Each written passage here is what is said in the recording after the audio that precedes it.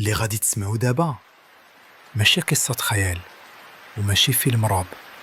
هادشي وقع فعلا في دوار صغير قريب من وزان، دار قديمة كتغير شكلها في الليل، والممر ديالها كيولي أطول، وكتبان فيها أبواب ما كايناش في النهار. اليوم غادي نحكي لكم واحد من أخطر القصص اللي وصلت ليا، قصة علي والليلة اللي شاف فيها العين الحمراء وسط الظلام. شدوا النفس وغادي ندخلوا للعالم اللي بين البشر وبينهم. في واحد دوار صغير قريب من وزان كان كاين واحد الراجل سميتو علي. علي كان معروف بالهدوء، ماشي ديال المشاكل، ولكن عنده واحد الحاجة، كان كيخاف من الظلام بزاف.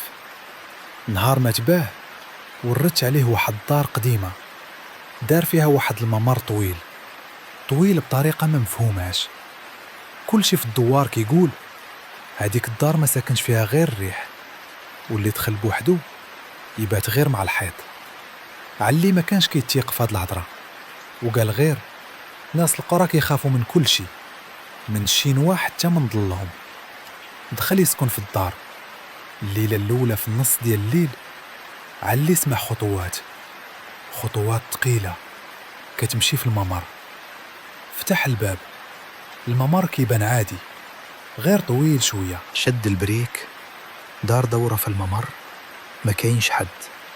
رجع ينعس، لكن قبل ما ينعس حس بحدا ودنه واحد الهمس. رجع راسك، ما كاينش اللي كينعس هنا. ناض مذعور، قلب الدار كاملة، ما لقى حتى حاجة. النهار الثاني الشهادة ديال الجارة، جاراته قالت ليه علي هاد الدار كانوا ساكنين فيها واحد العائلة، ولكن مشاو في ليلة واحدة قالوا الدار كتكبر والممر كيولي أطول. علي ضحك وقال ليها الممر هو وريني فين كيولي أطول. هزات جارته يديها وقالت اللي سمعناه من اللي كانوا هنا ماشي شي حد بغى يرجع ليه بال. الليلة الثالثة الحقيقة كتبان في نص الليل. سمع نفس الخطوات، خرج هاد المرة ودار الضوء كامل، وهنا صدماته الحقيقة.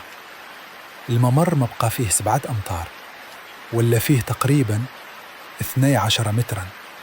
حط يدو على الحيط وتبعه وهو كيسرح الضوء. كان كيشوف الحيط كيتنفس بحال شي صدر ديال واحد كيعوم. تجمد بلا ما يحرك، وفجأة شاف واحد الباب صغير في آخر الممر، باب ما كانش البارح. قرب ليه، وكيما وصل سمع شي صوت من داخل الباب، صوت ديال طفل صغير كيضحك، ولكن ضحك ماشي طبيعي. ضحك بحال شخص كيحاول يقلد الطفل وما قادرش. ضرب الباب باش يفتح، الباب تحل بوحده. لداخل ظلام، غير ظلام، لكن وسط الظلام كانت كتظهر عين حمراء كبيرة، كتفتح وكتسد بحال ديال النعجة، ولكن طويلة بزاف. وعاد سمع الصوت عليا علاش بكيتي بوحدك؟ دخل، حنا معاك دابا. الهروب. علي خرج كيجري من الدار بلا صباط بلا والو، ومشى للدوار عند امه. من داك النهار ما رجعش للدار نهائيا. الناس اللي دخلوا من بعد قالوا الممر ماشي تابيت، واحد الباب صغير كيبان في الليل وكيختفي في النهار، والدار كتخرج منها ريحة ديال تراب قديم مخلوط بالعود. دابا الدار ما ساكن فيها حتى حد، وكل شي كيقول أن الدار مبنية فوق ممر ديال الجن، والمكان اللي كيتحولوا منه بين العالم ديالهم والعالم ديالنا.